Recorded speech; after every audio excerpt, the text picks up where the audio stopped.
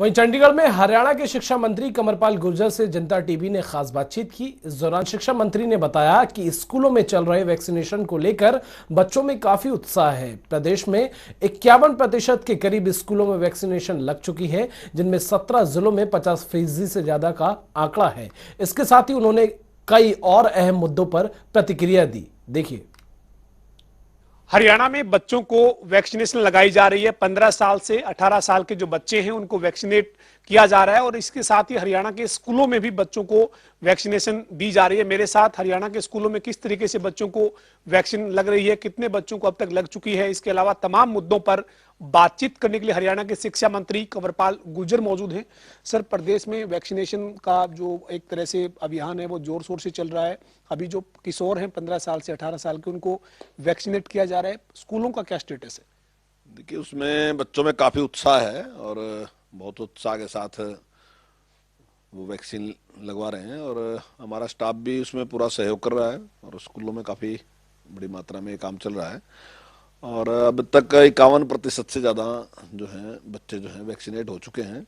18 तारीख तक 3,34,839 जो विद्यार्थी हैं उन्होंने वैक्सीन लगवा ली है। तो आप ये मानते हैं कि 50% से ज्यादा का आंकड़ा जो है वो क्रॉस हो चुका है? करीब जो वो 10-12 दिन हुए हैं वैक्सीनेशन बच्चों का जो हो रहा है उसमें, तो एक तरह से लोगों में या अभिभावकों में, बच्चों में उत्साह है इसको लेकर? हाँ बिल्कुल, अभिभावक भी जागरूक हैं और उसके साथ साथ बच्चों में भी उत्साह है।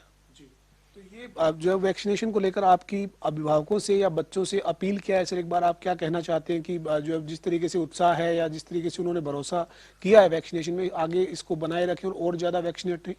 हाँ देखिए, मेरी तो अपील यही है कि जिस प्रकार से इस टाइम उत्साह है इसी प्रकार उत्साह बना के रखें और जल्दी से जल्दी इसको पूरा कर लें ताकि इस संक्रमण से बचा जा सके। सर, एक और जो चिंता की जो स्थिति है वो यही है कि प्रदेश में 1 लाख से ज्यादा शिक्षक हैं, लेकिन उनमें से 16,000 के करीब ऐसे शिक्षक भी हैं जिन्होंने एक भी बार वैक्सीन नहीं ली, ना पहली डोज ना दूसरी डोज। हालांकि बाध्य नहीं किया जा सकता, जिस तरीके से अब कोर्ट ने भी ये कहा, लेकिन आप क्या कहना चाहेंगे इस तरीके से? जो वो इसको गैर जिम्मेदाराना रवैया नहीं कहेंगे? हाँ बिल्कुल, देखिए शिक्षक तो दूसरे लोगों के लिए प्रेरणा देने वाला होता है, उदाहरण होता है एक।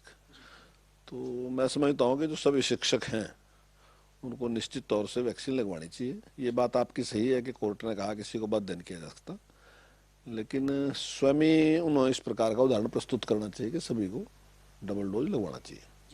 और कोविड का संक्रमण सर पिछले कुछ दिनों में देखने को मिला कि बहुत ज़्यादा तेज गति से बढ़ रहा है। हरियाणा में भी 8-10 हज़ार मामले जो हैं वो रोज एक तरह से सामने आ रहे हैं।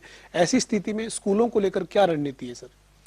नहीं, अभी देखिए आज की जो खबरें हैं उसमें तो ये है कि कोरोना कुछ घट रहा है और अगर ये इसी प्रकार से घटता रहा तो निश्चित तौर से इसके बारे में भी विचार कर सकते हैं। 26 तक तो हमने स्कूल की छुट्टियां करी रखी हैं, लेकिन जब हम सेफ महसूस करेंगे तभी हम स्कूल खोलने के बारे में विचार करेंगे।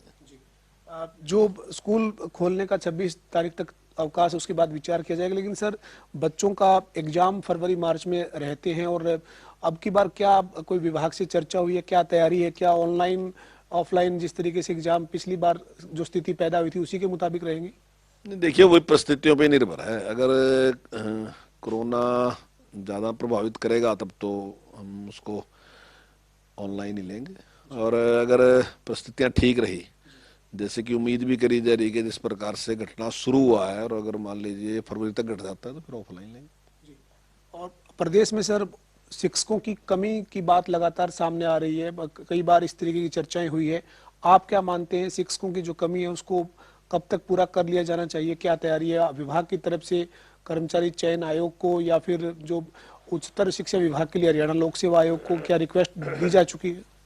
देखिए, उसके लिए अलग अलग तरीके हैं और वो सारे को इस्तेमाल करेंगे। जहाँ कर्मचारी चयन आयोग को भी हमने लिखा है, चाहे वो हायर एजुकेशन के लिए है, चाहे वो दूसरा अपना पहली से और 12वीं तक के लिए है, तो उसके लिए भी चाहे पीजीटी है, चाहे हमारा टीजीटी है, जो भी है जेबीटी है, उसको भी हम रखने का हमारा प्रयास है।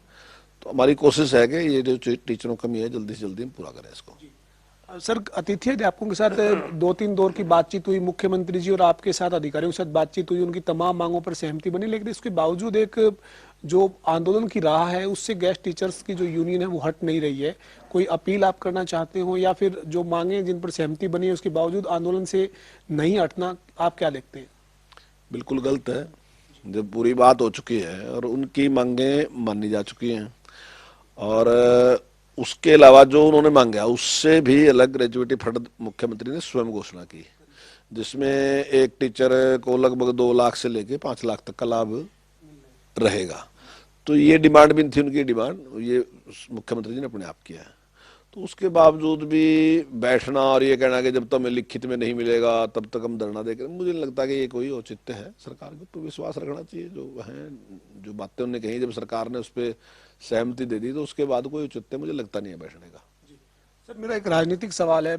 कई राज्यों में चुनाव हो रहे हैं, चुनावी सरगर्मियां तेज है। हम पड़ोसी राज्य की बात करें पंजाब की, तो वहां पर आम आदमी पार्टी ने अपना चेहरा जो है वो भगवंत मान को घोषित कर दिया है। कांग्रेस चरणजीत सिंह चन्नी के साथ मैदान में नजर आ रही है। भारतीय जनता पार्टी और कैप्टन अमरिंदर सिंह पूर्व मुख्यमंत्री का जो गठजोड़ है उसकी क्या स्थिति आप देखते हैं? पंजाब के राजनीतिक माहौल पर आप क्या कहेंगे? देखिए, जिस प्रकार की परिस्थितियां पंजाब की हैं और विशेष करके जो आर्थिक स्थिति पंजाब की है, जब हरियाणा बना था तो पंजाब की स्थिति बहुत मजबूत थी और हरियाणा की स्थिति बहुत कमजोर थी। लेकिन इस इतने टाइम के बाद आज की स्थिति ये है कि हरियाणा की स्थिति, आर्थिक स्थिति बहुत मजबूत है और पंजाब की स्थिति उसके मुकाबले में बहुत खराब है। तो इस बात को वहां की जनता महसूस कर रही है और अपने किसान के लिए जो हरियाणा की सरकार ने किया तो उसको भी वो देख रही कि यहाँ कहाँ 11 फसलें खरीदी जा रही, वहां केवल 2 या 3 फसलें खरीदी जा रही। ऐसे ही चाहे पेंशन की बात है, हम आज 2750 रुपये दे रहे, वो भी 1500 रुपये देने लग रहे। ऐसे और बहुत से काम है जो हरियाणा सरकार करने लग रही और जो पंजाब की सरकार जो है, अभी मैं तो एक डिबेट में था तो वहाँ ये बात कही जा रही थी कि बच्चों को दूध देना चाहिए, जबकि हम दे रहे बहुत लंबे टाइम से। मतलब ये सारा का सारा ऐसा है जो हरियाणा उनसे काफी आगे है। तो इसको वहां का आम आदमी महसूस कर रहा है इस बात को, और वो सोचता है कि इसको अगर कोई ठीक कर सकता है सारे सिस्टम को तो भारतीय जनता पार्टी ठीक कर सकती है। तो मुझे लगता है कि अब की बार भारतीय जनता पार्टी को अच्छी बढ़त वहां पे मिलेगी और अच्छा समर्थन और आशीर्वाद निश्चित तौर से मिलेगा। सर, एक और सवाल है। गुरनाम सिंह चड़ूनी और दूसरे कुछ किसान यूनियन जो है वो भी राजनीतिक दल बनाकर मैदान में है। गुरनाम सिंह चड़ूनी का एक बयान आया है सर, वो कह रहे हैं कि अफीम की खेती को मान्यता मिलनी चाहिए पंजाब में, और ताकि जो वो नशा और ज्यादा ना बढ़े। मान्यता देने से अफीम की खेती को अगर मान्यता मिलती है, मंजूरी मिल जाती है, तो नशे का कारोबार कम होगा। आपको उनका ये दलील या उनका ये तर्क किस तरह का लगता है? हाँ, उन्हें अपने घोषणा पत्र में यही लेके आना चाहिए, क्योंकि पहले भी उन्हें यही काम किया कि जिस प्रकार से लोगों को बहकाने का काम किया, अभी ये दूसरा भी उनका बयान भी इसी प्रकार का गया। तो निश्चित तौर से घोषणा पत्र में रखना चाहिए। मैं समझता हूँ अफीम के ऊपर जो रोक लगी, क्योंकि अफीम की एक लत होती है, अगर कोई व्यक्ति उसको खाना शुरू कर दे तो छोड़ नहीं सकता उसको। तो हमारे से पूर्व जो एक निर्णय लिया गया, जो भी सरकारें उस टाइम थी, जो भी नेता उस टाइम थे, उन्होंने इस करके निर्णय लिया, क्योंकि एक लत बन जाती है और इससे फिर बचा नहीं जा सकता, इसलिए इसके ऊपर रोक लगाई गई। तो मैं नहीं समझता कि उनका बयान से मैं सहमत नहीं, बिल्कुल भी ये सही नहीं है। और इस बात की मुझे बहुत खुशी है कि जो किसान संगठन है वो चुनाव की राजनीति में हिस्सा ले रहे हैं। निश्चित तौर से अगर आप कुछ करना चाहते हैं, आप कहते हैं कि हम इस वर्ग के प्रतिनिधि हैं, तो वो वर्ग आपको अपना प्रतिनिधि मानता भी है नहीं, एक बार पूछ तो लो उससे। तो निश्चित तौर से उन्होंने जो निर्णय लिया मैं उसका स्वागत करता हूँ, बहुत अच्छा निर्णय उनका। हमारे साथ हरियाणा के शिक्षा मंत्री कंवरपाल गुर्जर मौजूद थे, जिन्होंने प्रदेश में जो स्कूलों में वैक्सीनेशन बच्चों को दी जा रही है कोविड की, उसको लेकर जानकारी दी और साथ ही साथ ये कहा है कि बच्चों में, अभिभावकों में इसको लेकर काफी जागरूकता है और उत्साह है। इसके अलावा पंजाब में जो राजनीतिक सरगर्मियां हैं उस पर कंवरपाल गुर्जर का कहना है कि पंजाब में बीजेपी का ग्राफ बढ़ रहा है, लेकिन गुरनाम सिंह चड़ूनी और अन्य जो किसान यूनियन जो राजनीतिक फ्रंट के साथ मैदान में है उसका उन्होंने स्वागत करते हुए कहा है कि जब किसान नेता की बात की जाती है तो ऐसे में चुनावी मैदान में आकर देखना चाहिए कि क्या वाकई में आप उनके जनप्रतिनिधि हैं या नहीं है। वीडियो जर्नलिस्ट रवि के साथ पवन सिंह, जनता टीवी, चंडीगढ़।